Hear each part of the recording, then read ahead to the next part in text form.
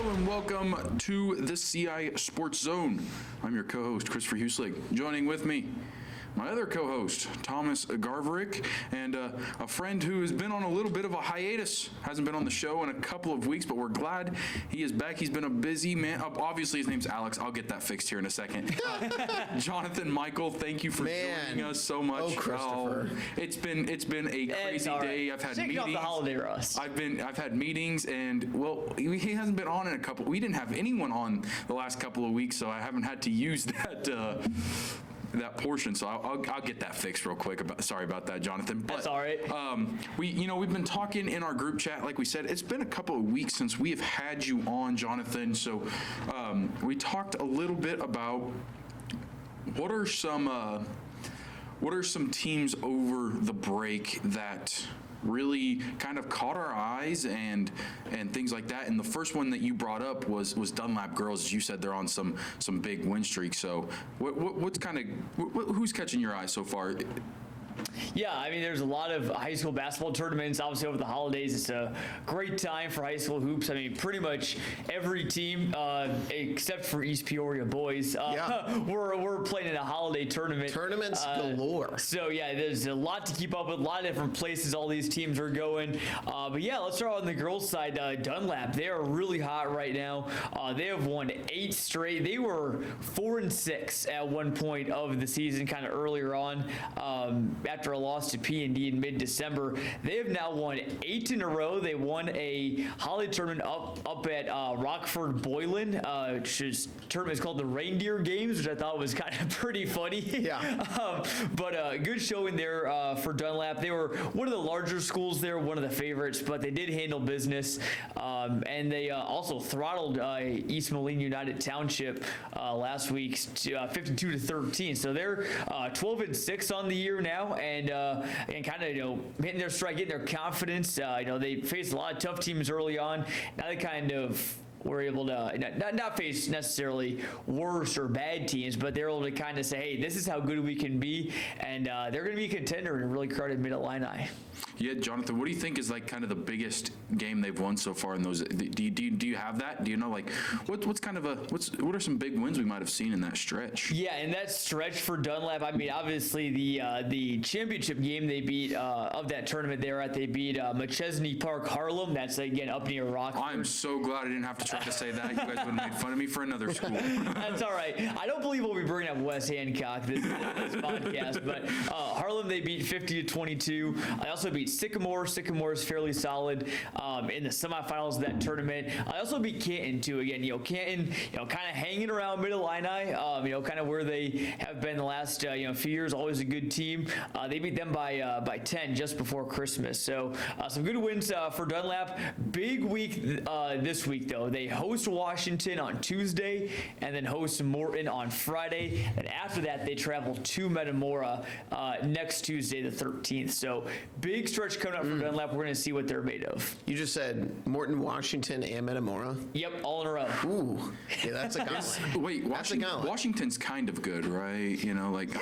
Some would say. I saw them at the State Farm Holiday Classic. Just unbelievable. It's crazy what they continue to do. Nice win over Chicago DePaul. DePaul's a really good team this year. And Washington pretty much handled them most of the way. Won 52-36. Won that tournament for the second straight year. Most of the way. It was close until the opening tip-off, it sounds like.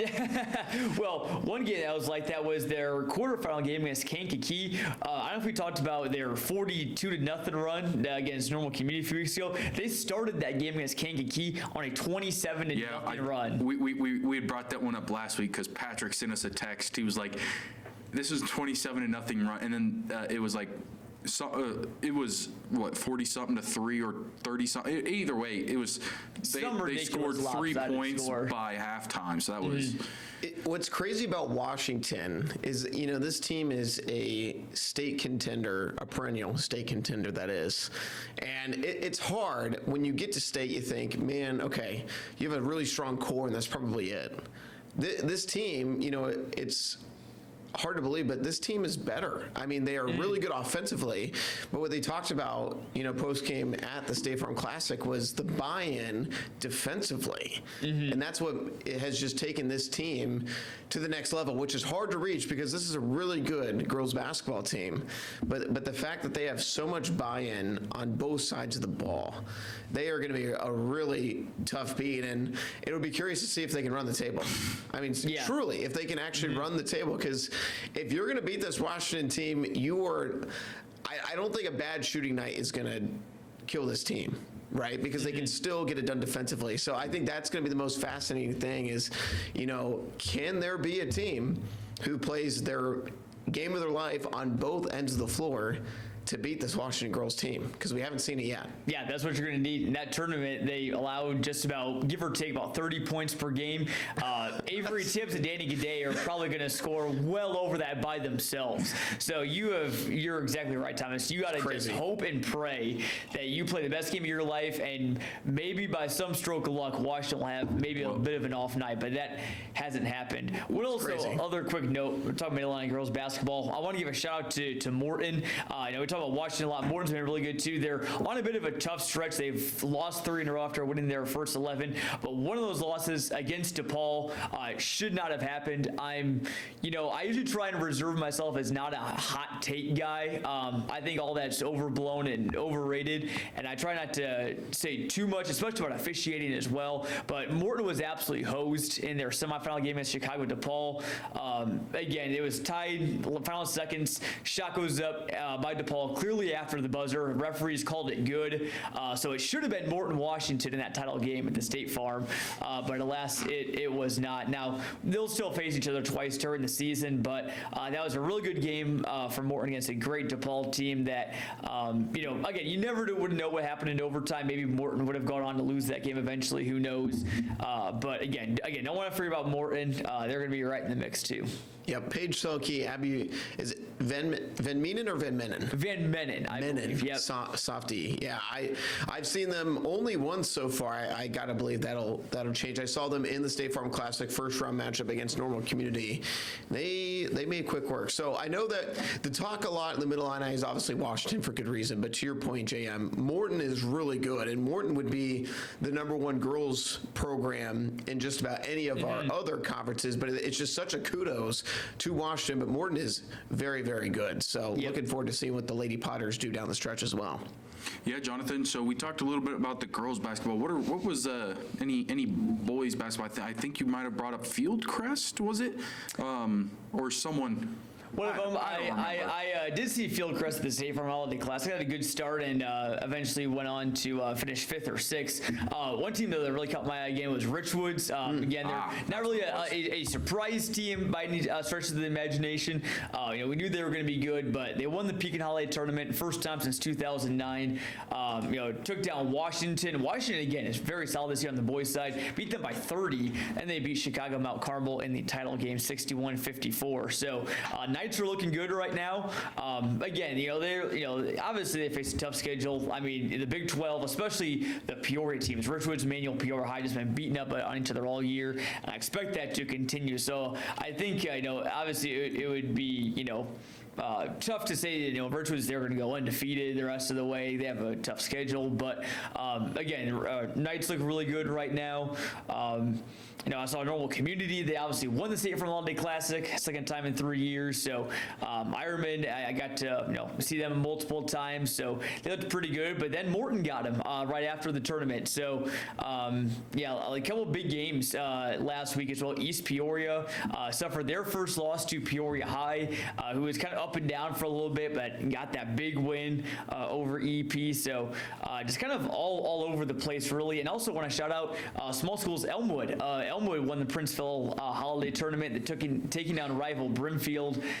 So again, they're part of Elmwood, Brimfield, Illini Bluffs, Peoria Christian, all kind of jockeying in that ICAC conference, which is always really fun to watch. So yeah, those are a few teams that have caught my eye, and also Normal UI, BCC. Can't forget about them. They've played a very tough schedule. Yeah, for Richwoods, Amarian Smith Hawley, obviously the headliner for them, right? really, really good player. I know that he had a Division I offer shortly after his, I think, freshman year. Yeah, Maybe Arizona State. Arizona State. So I know that he has continued to blossom into a star on that team. Excited to see. And I think he was the MVP of that Pekin tournament, if I'm Yes, not, he if I'm was. not misspoken. So yeah, excited to see him down the stretch. I haven't had a chance to see Richwood's boys yet, so hopefully I get to see them in action in the coming weeks. Exactly. And another team I want to shout out real quick. We thought we might have talked about them on an earlier pod. I can't remember. I thought, okay, maybe it's just a kind of a flash in the pan. But how about the Canton Little Giants? They are back, and they are having a really good season. They're proving they're not a fluke. They beat IVC before Christmas, and they finished third at the Macomb Western Holiday Tournament. Beat Eureka, and Eureka's been off to a good start. I've been impressed with the Hornets so far. And they also, Canton lost to West Hancock, which that was not scripted. I was looking at what it was. It also wasn't out, but beat Macomb. Canton is 10-4 right now with wins over Metamora and Dunlap as well. So Canton could kind of break some things up and kind of be a bull in a china shop potentially for the Mid Illini here. Listen, we love good stories. Canton being good at basketball is a great story. Lincoln Otto has had a great season for them. Similar to the Richwoods, Hayworth girls have been off to a great start. They played DMAC. Now, this is going to release after this game. That game is played. But man, I mean, what a story the Hayworth girls have been. And then they played DMAC. I mean, that's going to be a outstanding game. But it's great when it's like, yes, we have the mainstays in our coverage area for sure, the programs that have been our foundation programs, but it's great when you see a school, a program like Canton grow, a school like Hayworth grow into something really special. It's a fun ride for us when we get to follow along and be a part of the journey and cover it. So yeah, no, you hit the nail on the head. I'm right there with you, Thomas. Another team that's kind of that same way too has been, we know DMAC girls are good. Obviously, we talked about them a lot, but DMAC boys are 10-2 under first-year head coach Chad Kluver. So they finished third at their holiday tournament down in Williamsville, which is pretty solid field down there. So one thing that kind of struck my eye about DMAC is, before Christmas, they played 2 games in the span of less than 24 hours, and they held 2 pretty good teams, I might add, to a combined 38 points. They beat Tri-Valley 29-26. They beat Brimfield 36-12. Now, I don't know if the Chiefs still think they were playing football. Yeah. I mean, those are some pretty good football scores. Cody Myers would be proud. Absolutely. But I mean, that was really impressive seeing what DMAC did. I don't think I've it was ever, a quick turnaround. I don't think I've ever seen a basketball game that ended with a 20s score. Yeah, not many times you score 29 and win. That's they were just they're still out on the gridiron, guys. That's just all there is to that one. It's fine. Yeah, DMAC boys, I saw them once very early in the season. Again, another school that I hope to see more. Obviously, they have Zach Day, but I think a name that we need to keep a closer eye on is Zach Day, and then I'm looking for him. Jerry Hahn? Jerry Hahn. Yeah. I was blinking. I was looking through because both Jerry and his father, quick little shout out to them, they both follow the CI Sports Zone Twitter Thomas, page, you got to make sure to tag him after this. Oh, yeah, absolutely. Yeah, no, I was really impressed with what I saw from Jerry. And actually, I saw that, I guess he just dunked for the first time in a varsity game maybe a week or two ago that his dad posted, which was pretty cool. So I was really impressed with him. He took over that Pure Notre Dame game late. DMAC was winning, and then Jerry just said, I'm calling game here and ending it. So he's been really, really good for the Chiefs. So excited to see a lot of our small schools, how far can they go, come tournament time? Yeah, especially with DMAC too. Remember, they're Class 1A this year, which I remember that as I was writing my Clutch Sports Media Power Rankings, which will be probably released by the time that this podcast drops. You can find that on our website, clutchsportsisle.com. But I was thinking, DMAC had a chance to make a 2A run. I'm like, wait a second. Yeah. They're not in 2A, they're in 1A. Right. Which you're like, okay, you look at the possibilities there. Not saying it's, 100% easier. You're still going to face and got to beat good teams, but it looks a lot more tantalizing for the Chiefs. Absolutely. Yeah, well, we're recording this Monday. It'll air 6:30 on Monday for the first time and throughout the week. But there's some games going on this week that you really liked, Jonathan, that you kind of wanted to touch on. There's one later today on Monday. Then there's a couple later in the week. So what are you looking forward to in hoops as this week goes on? Well, you see them right there. The DMAC Chiefs girls team got a big game again tonight as we record this. So that's Monday night. They're taking on Hayworth. So that is a DMAC team. I got to pull up their records here. Two teams that are 14-1 right now. So how about that? Really great start. Going to be seeing red down in Hayworth tonight. It's kind of a long layoff for Hayworth. They won their holiday tournament. That was back on December 20th. That was their last game. They haven't played in over 2 weeks. Now, I know that there's practices, and I'm sure they're, having a few scrimmages and stuff like that still going on. It's not like they're just laying around on their couch for 2 weeks, but I'm really curious to see how Hayworth is going to take that break. And, when you're 14-1, you probably just want to keep on playing and stay in that rhythm. Schedule kind of, threw them for a little bit of a loop. Now they got to figure out, okay, how do we kind of restart this momentum and get going back again? So the Carissa Cook and Dahlia DeJesus matchup, I mean, talk about a matchup of potential, both of them could be Class 1A All-Staters. So that's going to be a really fun one to watch down there tonight. Yeah, I mean, talk about being off for a couple of weeks and then your first big assignment is having to guard Dahlia DeJesus. So it'll be really fun. I mean, we've seen it, and I know that Patrick has joked about it, but we've shown highlights where teams are not just double teaming Dahlia, they're triple teaming her, they're quadruple teaming her, and just put the whole team on her. But seriously, it is such a compliment to her, and it's why she's been able to have multiple triple doubles this year, because she's such a good passer, right? It's not about her trying to put up 25, 30 points a game, because teams are saying, okay, we want other people to beat us, and so it'll be interesting to see what kind of approach Hayworth takes to guarding Dahlia and the rest of the DMAC offense. Mm-hmm. Yeah, what is it in the other games this week, Jonathan? Yeah, going back to the Mid-Illini boys, Morton at East Peoria. That is on Tuesday night. So again, East Peoria is in the midst of just a crazy stretch. I know, we talked about they didn't play in a holiday tournament, but I'm sure they probably don't mind the extra rest because again they faced Manual on December 23rd, came back after Christmas, played Peoria High. They host Morton this week. They host Metamora, which is another game to watch on Friday as well. So yeah, that's going to be a big one. How does East Peoria, rebound after that loss to Peoria High? They started out hot in that game. They led 20-9 after the first quarter. Then Peoria High just really took advantage in that second and third quarters. So again, it's just kind of how well do they respond? I mean, first time coming off of a loss this season. So we'll see how they do against a Morton team that is, probably feeling pretty good about themselves. After beating Normal Community and they finished well at the Pekin Holiday Tournament. They beat Chicago Simeon. Simeon, obviously, longtime state power. They're a bit down this year, but Simeon is still Simeon. It's a great win. They also beat Chicago Leo, too, and Leo's pretty good.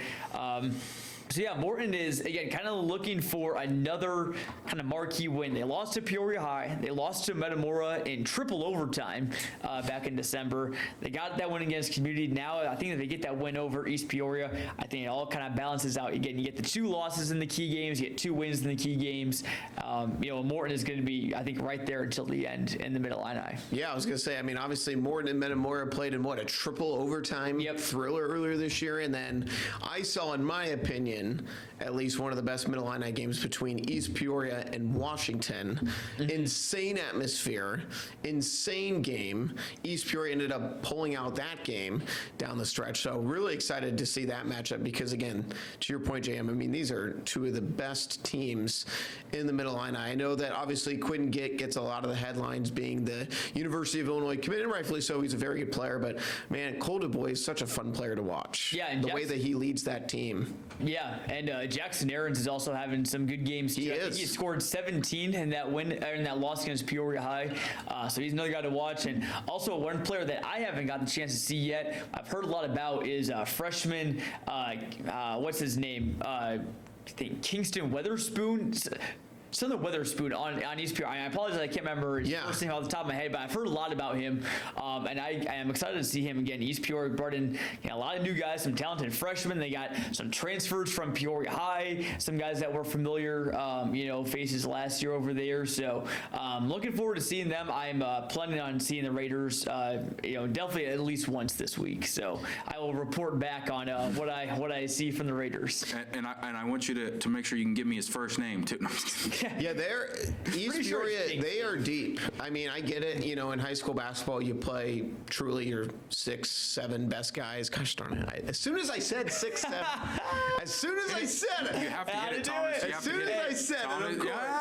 Of course. I accidentally said that on the phone earlier today to someone as well. And I said about 6 or 7 times. I was like, oh my gosh. Yeah, there we go. I wasn't trying to be funny. I wasn't trying to make the joke. It just was a natural slip. Yeah, no, I will say this East Peoria team, very deep, and I think that, yes, they have a really good top 2, top 3, but again, I mean, every guy that I saw touch the floor in that Washington game could score. And in high school, when you have that many guys who can be an offensive weapon, you're really, really good, especially when your best player is a Division I college commit. That's why this East Peoria team is off to such a great start. Definitely. And last game I wanted to touch on real quick to keep an eye on this week, sticking with Morton on the girls' side, Morton and Dunlap girls face off Friday night at 7 at Dunlap. And again, we talked about, Dunlap's win streak and, Morton trying to kind of right the ship after a few losses. So that should be a really good game. And Dunlap's got some great guards in Kiera Haywood and Amaya Goli. Warren's got some great forwards in Paige Selkin and Abby Van Mennen. So again, kind of a yin and yang there. Both teams again also pretty well stacked all the way around. But that's going to be a fun one to watch tonight. And again, it's that game is kind of be the indicator of who might be the best suitor to try and chase Washington down for the Mid-Illini title. Yeah, I think the big thing that I noticed against Dunlap, they played Richwoods at the very beginning of the season, and Richwoods just has such a size mismatch. Oh, yeah. Against just about any team. They're huge. They play. Oh, yeah, they are just stacked with size. And so Dunlap was just overwhelmed. I mean, they got creamed on both sides of the rebounding situation. And so it's going to be interesting to see, because obviously Morton has the size advantage going into this game. And so it'll be interesting to see, can Dunlap adjust? Can they match the physicality that Morton is going to bring in that game? Because I think that's the one thing that, and I would say Dunlap's coaching staff probably acknowledges that's the one thing that they've had to get cleaned up, is they have to be more physical on both sides of the glass. For sure. And also, I'll shout out, one of the guys that follows Central Illinois girls who's pretty closely, Brock Allkire. He's been talking about Amelia Christian on Dunlap. It's kind of been the answer for them again, because they lost Kanaya Todd. Obviously, she's now at Richwoods. Yep. I've had, they've been banged up a little bit this season, but I think she had a double-double in a game or two recently. Played well up at Boylan. So again, I think maybe she wasn't quite as much of a factor that first game against Richwoods, but I think she really, is going to be the X factor in that game against facing off with Selke and Van Mennen. So that'll be a big test, and it will be really fun to watch. Yeah, well, Jonathan, I do have one quick question. I'm going to try to kind of throw you on the spot here just a little bit. I got to keep you on your toes a little bit. Coming into the new year, there's a decent portion of the season that has been played. Is there a team that really kind of maybe not came out of the blue, but that is doing maybe a lot better than we originally thought going into the season? Those are always fun stories. Like, what team is really, boom, coming out there? And I know it's throwing you on the spot here a little bit, but I like to keep you on your toes a bit. Yeah, for boys, I'm going to go back to Canton. Again, there's a lot of teams I've been pleasantly surprised with. Washington's getting back to, being pretty good again. And, Eureka's also pretty solid. Elmwood and Brimfield. But, really, I don't think any of them are a bigger surprise than Canton. Again, I know know Lincoln Otto was coming back. That was big. I knew they had their transfer Savante Stokes coming in. He's been really good as well. So really, I think it's just that win over Metamora, I think was the key turning point because I saw them play against Morton. They lost by 19 early in the season. I said, okay, this is a decent team. They're definitely improved. But then I saw that happen. I'm like, wow, that doesn't really, can't beat Metamora doesn't happen very often. So it's got to be the Little Giants for me. On the girls' side, I've been really impressed with Illini Bluffs. We haven't talked about them much. They're really good this season. They went to state a few years ago. They could potentially go back this year. They're 14-2 right now. Got some good depth. The Eaton sisters are really good. So again, I knew they were going to be good, but I didn't expect them to just be dominating in the fashion that they have so far this season. Yeah, well, as we said, I just want to reiterate, we are recording this on Monday. We'll air later today. So if we refer to today, we are referring to Monday the 5th. But that's what we did make sure to preview some games later throughout the week, as this will keep airing throughout the week. So if it's on a Wednesday, then you'll just know those games are already played. We haven't gotten to them yet. We'll talk about them next week. But Jonathan, thank you so much, as always, for taking time out of your day. I know Illinois State plays tonight, and you're looking forward to that one, even though you're a Bradley alum yourself. Got to root for the local guys. That's right. And as I said before, Bradley doesn't have a football team, so it's really you're not really betraying. We're that undefeated much. Since the 1970s. That's right. Jonathan, we appreciate you for joining us, and everyone at home, thank you for joining us on the WMBD Plus app, and we will be back with a little bit of college stuff after this break. And Jonathan, I hope you had a great break, and we will see you next week probably. Good to be back. We'll be.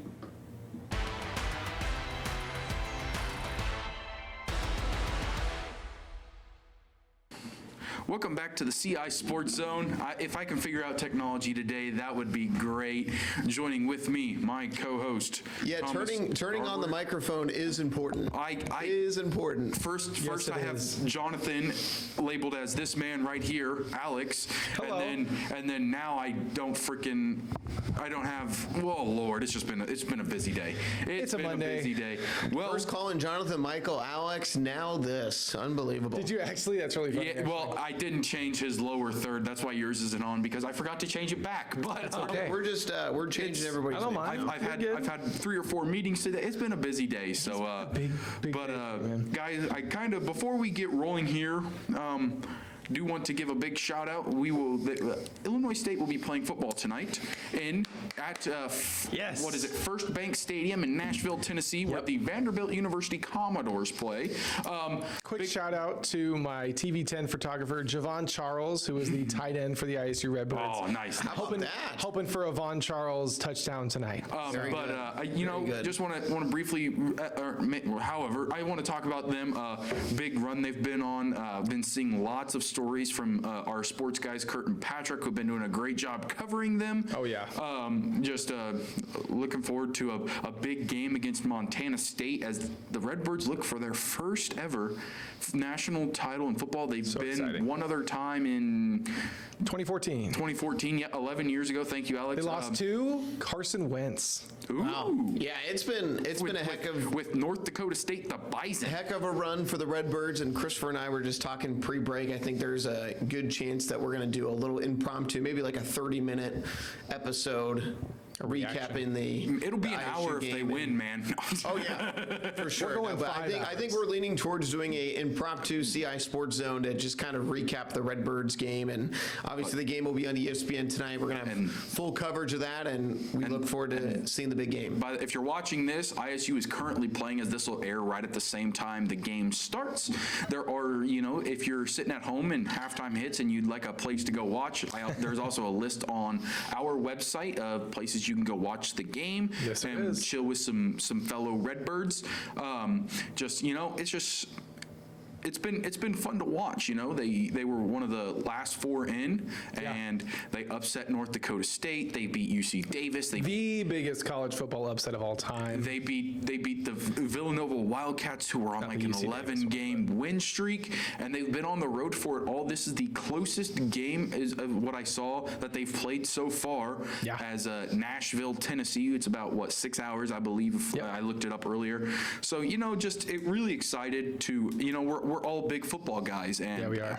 If you haven't been able to tell, so just Alex is a Redbird himself. Yes, I am. So it's great to see a local team who we don't really talk a lot about. They're in the FCS. It's a little difficult for us to get some of those numbers and stuff. We stick to a lot of national compared to like the Illini, but we're not forgetting about you, Redbird Nation. We're right here. We've been watching the games, and we're excited. Hope you get a nice win down in Nashville and bring back a little trophy or whatever they do. That would be nice. So absolutely, that's what we want. I just wanted to at least start with them a little bit here. Like I said, congrats, and we're all of us here at WMBD are rooting for you. So. Very much so. Very much so. What an exciting team too. I quickly highlighting, I think something that's been really, really amazing to see for this team specifically, as opposed to any other team, any other year. I could fill the pod about the 2014 team. That was like my heroes as a young kid. I'm not a huge college sports guy, but that was a great team. Something really interesting is Tommy Rittenhouse's his arc as a player for ISU, obviously him being a senior this year. I remember when he walked out there as a freshman, sophomore, I was like, who is this guy? I've never heard of him. Who is this? He was our backup at the time, and he struggled early, very mobile, but he showed some flashes, and now he is a full-on stud, full-on star. He is amazing. I saw a compilation of some of his best throws this postseason. Dots. He's looking really good. Ty Niekamp is... Niekamp, sorry. Yep. No, you're sorry good. about that, Ty. Apologies. Do not get mad at me. No, you're good. Just Daniel Sobkowitz. Yes, everybody. That whole team just looks great. They're on a roll. I believe they lost that last home game of the season and have just been. I think that's been used as fuel this postseason, and it's fun to watch. It's been a fairy tale run, but Brock Spack would say this is not a fairy tale run, right? This is a good team, but again, they've had to win 4 games geographically all over the United States. So from that standpoint, it definitely feels like a Cinderella run. Redbirds are big underdogs, but you know what? It's the championship game. These are college kids. Anything can happen. Big underdogs. So we've been there, done that. But now we talk about the college football playoff. I was trying to avoid that. No, I'm just kidding. Yeah, right. The quarterfinals, and you know what? I'm just gonna. Thomas, we're bad. We're gonna go in order. I'm just gonna. My Buckeyes obviously did not win. Hats off to Miami. Yep. And the way I described it to people was I had a weird sense about how the game would go. I think with, obviously, the news came out that with Brian Hartline being the USF coach, Ryan Day decided that he was going to be calling plays. Yep.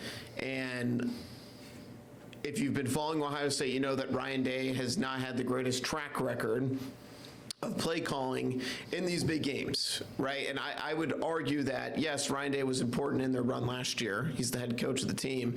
But what Brian Hartline and that offensive staff did with Chip Kelly was really, really critical in terms of their championship run. And it just felt like Ohio State came out flat, unprepared. And I think the big thing, and this is where, I need to caution people, and this is the unfortunate part of Buckeye Nation, is everybody's saying, oh, Julian Sayin, blah, blah, blah, blah, blah. Okay, Julian Sayin, first-year quarterback.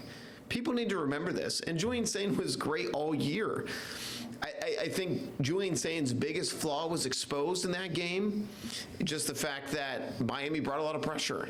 And Julian Sayin, to me, he's an okay athlete. He's not a mobile quarterback, and he never really tried to utilize his legs. And I think that is going to be the point of emphasis for Julian Sayin. That's where he's going to have to take the next step. We all know Julian Sayin can throw. He's got some room. The football all over the football field. That's not his issue. But it's the moments where, okay, you've got a 4-man rush pockets collapsing, and Julian Sain was either taking a sack or throwing the ball away. And that can, if you want to be a championship team, if you want to take the next step as a quarterback, you have to be able to read the defense and go, okay, if they're going to blitz me, then I might have to run. Carson Beck was able to utilize his legs enough in that game, picked up a couple critical second, third down, first downs with his legs. Carson Beck has been there before. Do I think Carson Beck's a super great quarterback? No, I think he's middle of the road, but again, experience proved to be true in that game. Hats off to the Hurricanes, and that to me was the biggest thing. I know Ohio State fans want to point at the kicking situation. That needs to get addressed as well. But Ohio State didn't lose that game because of one field goal. They lost the game because they got bullied in the trenches. Miami dominated on both sides of the ball. They ran the football really effectively, and when Ohio State needed one more stop to give their offense another chance, Miami milks the clock, scores a touchdown, win the game. So really, really frustrating for me as a Buckeye fan to watch, because I hadn't watched Ohio State get dominated like that in a long time. So to me, Ryan Day, the question will beg, as a play caller, can he win a big game? You know, people are saying, oh, here we go again.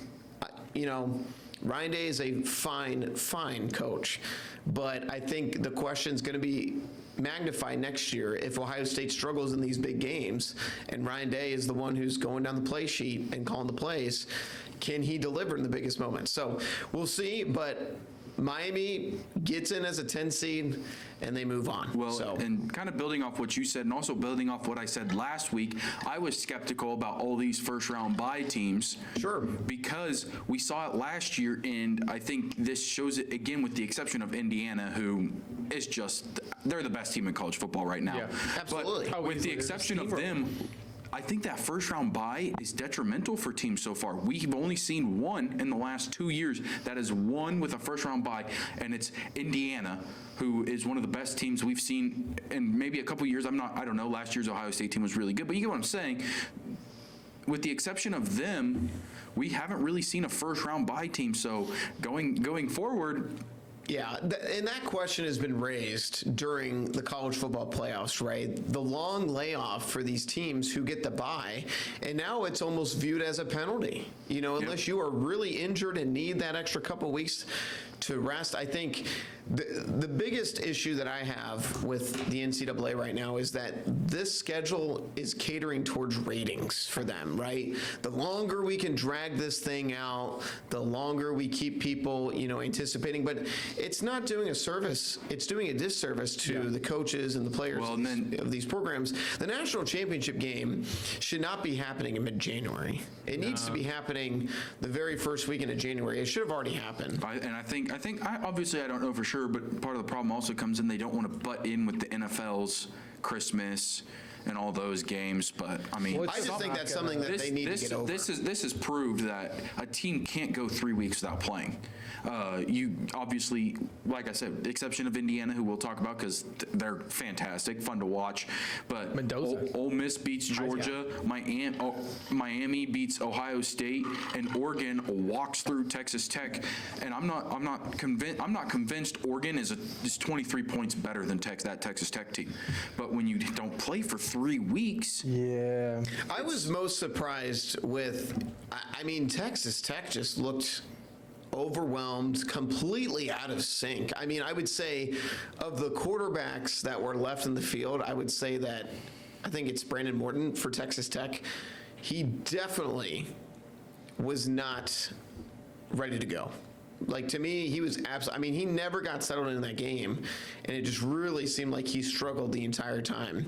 And so I was really disappointed in Texas Tech. I mean, their defense, the fact that they only gave up 23 points in that game when they were put in such a bad position time after time after time, kudos to them. But yeah, a really disappointing outcome for Tech. Obviously, they get the number one quarterback in the transfer portal and Brandon Sorsby, and that's great and all. But yeah, the long layoff is bad. I was really impressed with Oregon's defense. You know, Tech's offense didn't really do much, but Oregon's defense really got after it, especially after we called them out for, you know, letting James Madison come back and score 34 points, right? Thomas, it pains me to say we could not have been more wrong than we were very wrong. But Oregon watched the CI Sports Zone and said, we're going to prove these guys wrong. I'm just confused as to how Tech did so. Isn't Patrick Mahomes supposed to be like an incredible player? What's he doing? Yeah, Indiana embarrassed Bama. We don't really need to talk much about that game besides the fact I that think they're going to keep embarrassing people through the Dude, playoff. That's until- Mendoza keeps showing time and time again he's really good. He is. And Indiana also keeps showing that he's not their only threat on that offense. That offensive line is phenomenal. They've got great receivers. Their receivers tight are end. great, tight end, running back. It's a complete team. It's one of the more complete teams I've seen in college football. And, I mean, Easily. Ohio State last Since year that was the Georgia same team. way. It's just, I think Indiana's one of the more well-rounded. Yeah, and- I think they said this during the broadcast. They might be one of the most, if not the most, least penalized team. They do not beat themselves. They just don't. Accountable. That's Yeah. that's half of the game is winning the penalty battle. If you look at, there's a couple stats where if you look at, it doesn't matter what any other stat says, you can get a good idea of how the game went. One, Yeah. if one team dominates the penalty battle, if one team's got 300 yards of penalties, the other one's got 10, I would almost put money on the fact that the team with 10 yards of penalty won the game. Then the next one is turnovers, and they don't give up the ball that much either. they don't. So I mean, those are two I mean, obviously, stats play a big deal. I mean, I've seen games where football teams have dominated in yards gained, time of possession, and lost. I've been a part of teams like that. But you know, when you get into a team like Indiana, who they're not going to give you free yards and they're not going to give you the ball, Yep. and you have to make sure you don't give them free yards or the football, which is hard. It's just Signetti does a great Yeah. job. Mendoza's a great football player. That defense is filthy, holding Alabama to 3 points, who just put up 34 points against a good Oklahoma defense. Yeah. So I just Here's the thing. One thing first, as I've mentioned, I'm not like a diehard college fan. What I do love, though, is when teams that are not regularly in college football playoff, or at least for some time, are in and are playing each other. Obviously, now we have Miami, Ole Miss, fantastic. We also have Oregon, Indiana. You don't hear either of those teams in the last like 10 years being as good as they are. But also, what I should mention is Indiana is the best team in college football, surprise, right? Until they play Miami. That is what I think. I could be absolutely eating my words for lunch here very soon, but I'm saying Miami is, I think, the most grit and grind team in the CFP right now, and they can go toe-to-toe with pretty much anyone. But, you know. building on your point, Alex, I saw a statistic. Indiana's never won it. Nope. Ole Miss, I think it was, has never won it outright. Nope. Miami hasn't won since 2000. the early 2000s, and Oregon. So it's like we have Yeah. a chance here to see. There's a good shot. We'll see a team that's either never won it or never outright won it themselves. So Yeah. and a lot of obviously with the new playoffs and how those are also new. You know, Yeah. this is what I like about college football. This is what I want. I want to see teams who never won it.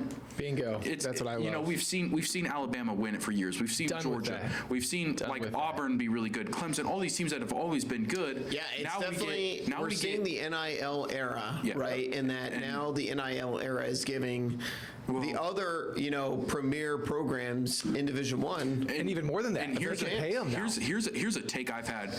We will never see a run like Alabama had in the early 2000s, Never early again. 2010s. Here's why.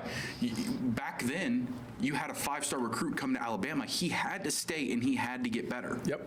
Now, I go to Alabama, I'm benched, I'm going somewhere else. I'm going to go where I can play. Even if that is like Florida A&T Tech. While a lot of these schools can give money, I don't think we'll see a perennial powerhouse like Nick Saban and those Crimson Tide were. Nope. For the sheer fact that nobody wants to sit on the bench for 3 years and then start their senior year. Nobody wants to football do it.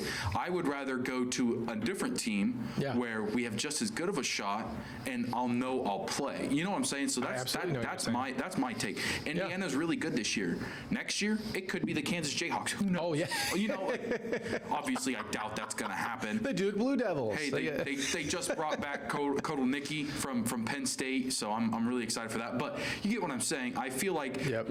while I don't like the way this NIL and stuff is going, the one lot of coaches benefit got out. I've seen to it is any team can now be good. It just, can you get the money to pay people? Yeah, and it's also, I mean, those good teams are going to be good for some time. It depends on who your boosters are. You've got your LSUs, your Clemsons, your Floridas, you know what I mean? Those are where you've got those big boosters, but at the same time, Oregon, I mean, that's where Nike is. They're always going to have that support. That's always going to be on their uniform. So that's always going to be the big brands along with Alabama and stuff. But Alabama really doesn't have the boosters, truthfully, that Texas and even Ohio State has comparatively, even though they are probably the most recognizable brand, arguably, in college football. Yeah, really interesting stuff. Well, we do got to move it on a little bit here. Another playoff. Yeah. Boy, am I excited. Before we get out of here to talk a little bit of NFL, we do have some games coming up. January 9th and the 8th. January 9th, we will see Oregon, Indiana in the Peach Bowl. And then on the 8th is Miami, Ole Miss in the Verbo Fiesta Bowl. Pop-Tart Bowl, too. I personally, I think Miami, Indiana is going to be that Miami team's on a roll.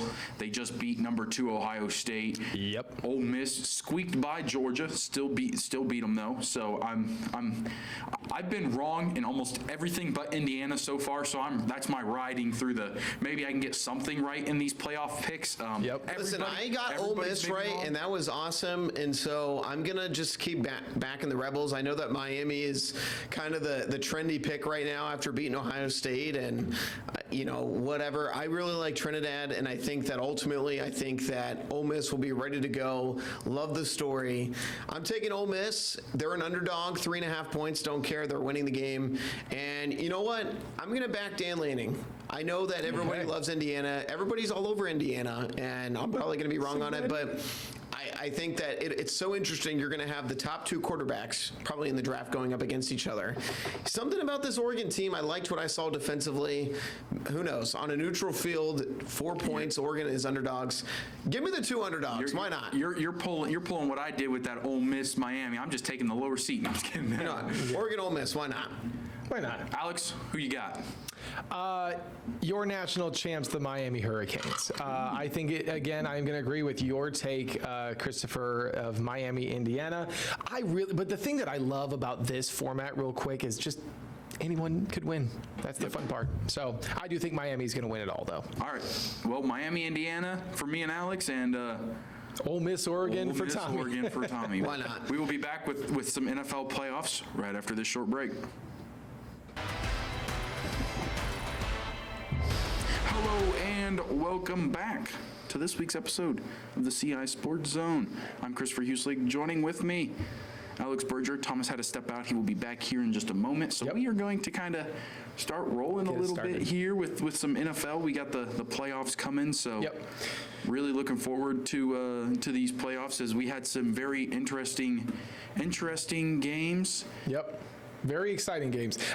First and foremost, I would like to thank your Kansas City Chiefs for sacrificing themselves so my Carolina Panthers and the Chicago Bears could get into the playoffs. So I'd like to thank Andy Reid, Patrick Mahomes, and the soon-to-be retired Travis Kelce.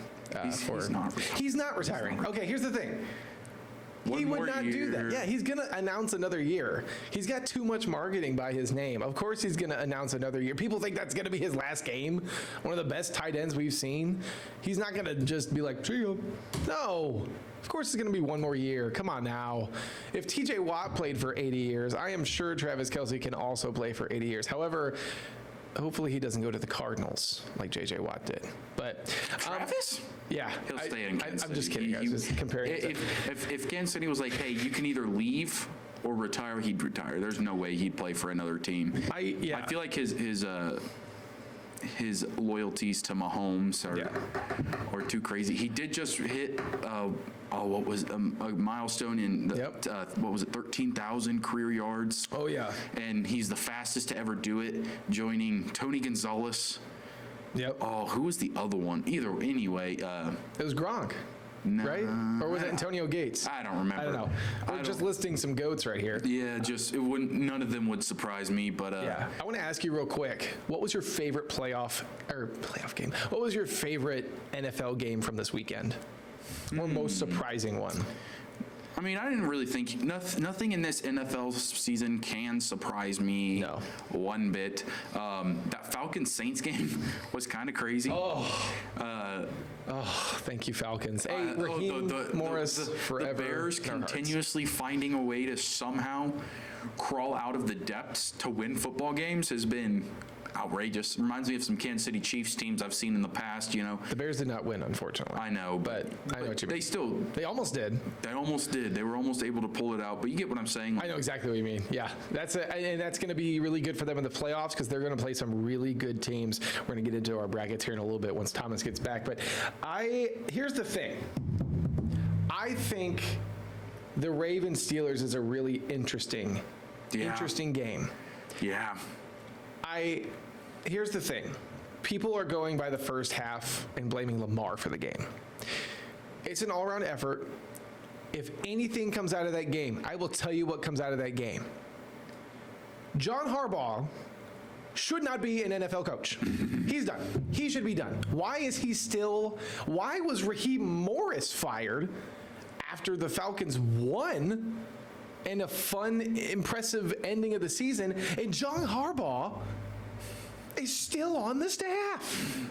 Lamar had 2 touchdowns and 176 total yards in the last half of the game to actually propel the Ravens to almost win the game.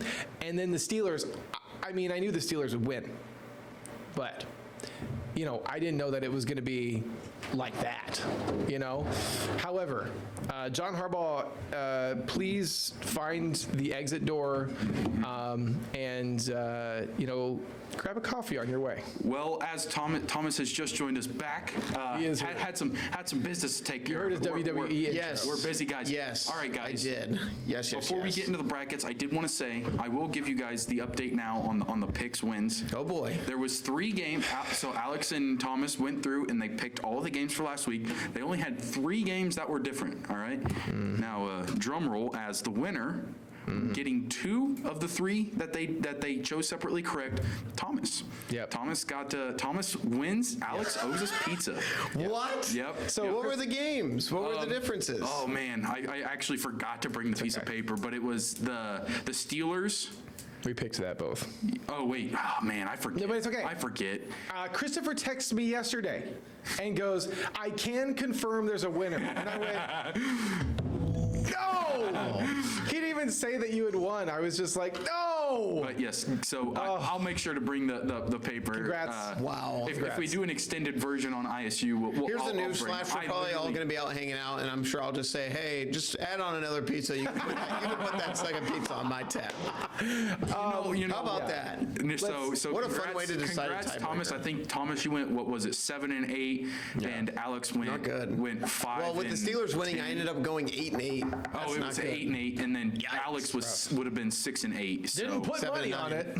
That's Thank rough. goodness. Yeah, you get That's what right. I can't do math, but you get what I'm saying. So All right, congrats. I'm curious. Now, These playoff brackets, we got 4 minutes. Can I go first? Can I go first? Can I we go got first? 3 minutes. Rip through it. Let's not waste time. Okay, so the 1 seed of Denver had the bye. Now remember, They're gonna the way lose. that the NFL seeds work is they re-rack it after the first round. Yep. So Pittsburgh is going to play Houston. Houston's going to beat them. Jacksonville is going to play Buffalo. They're not going to get it done. Jacksonville is going to win that game. New England at the LA Chargers is going to be very close. New England's going to pull out. They're a great team. Then we've got the Denver versus Houston. Houston's going to win that game. They have an incredible defense. Denver does too. Houston's better. Jacksonville versus New England. Jacksonville is still going to win that game, and it is now Houston and Jacksonville in the AFC Championship. Let's go to NFC. We've got the Chicago Bears versus Green Bay. It's going to be a repeat Chicago win. Philadelphia versus San Francisco. San Francisco is going to win that game. Philadelphia is probably going to have some shakeups. Carolina versus LA Rams. I got to at least give them one game. Carolina is going to beat the Rams. Seattle versus Carolina. Seattle. Sorry. Chicago versus San Francisco. Chicago. And then we've got Chicago, Seattle for the NFC Championship. Give me the Chicago Bears in the Super Bowl playing the Houston Texans. Who is your Super Bowl champ? Duh! The Bears. The Bears. The Bears. The Bears. All right, I'm gonna go through it quickly as well. First year Ben Johnson. Denver. I'm just gonna start with the divisional round. We're going Denver, Houston, Buffalo, New England. That's what I think. Houston, New England. Houston for a chance to win their first Super Bowl. NFC, Seattle Rams, Eagles, Chicago, Rams, Chicago, Rams, Houston. Houston's winning their first Super Bowl this season. What a great bracket. There's a lot of wishful thinking there. Hey, that's not necessarily who I think will win. That's how I want this to happen. Buffalo will not. Buffalo's going to lose. They're on the road for a lot of this. Yeah, sorry, they are guys. losing in. If Jacksonville can't get it done, they are losing in New England. Mike McDermott and John Harbaugh are going to have a great time in Cancun. Go ahead. All right, Thomas. Wow. Okay, so in the NFC, I've got the Packers beating the Bears in the first round. Listen, I'm all about narrative. That's 2 straight losses for the Bears, right? You know, they beat the Packers last time. Weird circumstances. The Packers, I think they got one more game in them left. Okay. Packers beat the Bears, which then would send the Packers to Seattle. And then I've got Philly beating San Francisco. As much as I would love to pick the Niners, I think that's a horrible matchup for the Niners. In the cold, in Philly, the Eagles' defense has been really good. I think Philly wins that game. And then I'm taking the Rams over Carolina. So then the Rams would go to Philly. The Packers would go to Seattle. I'm taking Seattle over the Packers. Then I'm taking the Rams to get their lick back and beat Philly in Philly. Seattle and Rams in the NFC Championship. Over in the AFC, I've got Buffalo beating Jacksonville. I have to stick to my guns with Josh Allen. I got Houston over Pittsburgh. And then I've got New England beating the Chargers. So then I have New England and Houston, Buffalo and Denver. I've got Buffalo beating Denver. I hate the Broncos. I'm standing on ground. I've got New England over Houston because I love Drake May. So we've got Drake May and Josh Allen for a trip to the Super Bowl. I'm sticking with my gut. Josh Allen, this has to be your year. Buffalo in the Super Bowl. Give me the best defense in the NFL in Seattle. Seattle, Buffalo in the Super Bowl. And I'm taking the Buffalo Bills to win it. Wow. It's good you're not buying pizza for this one. I actually realized I messed up. Buffalo's the 6th seed, so they'll go to Denver. Correct. Houston's the 5 seed. They'll play They New would England. play New England. I'm still sticking with what I got. I switched that up, but I Bears still beat the Seattle Seahawks. So I'll go Houston, Denver, and the AFC Championship. Sorry about that. I messed up. That's on me. I missed the seeds matters are is real the little. big game. Either way, I have wishful thinking here. I want to see a team that hasn't won it win it.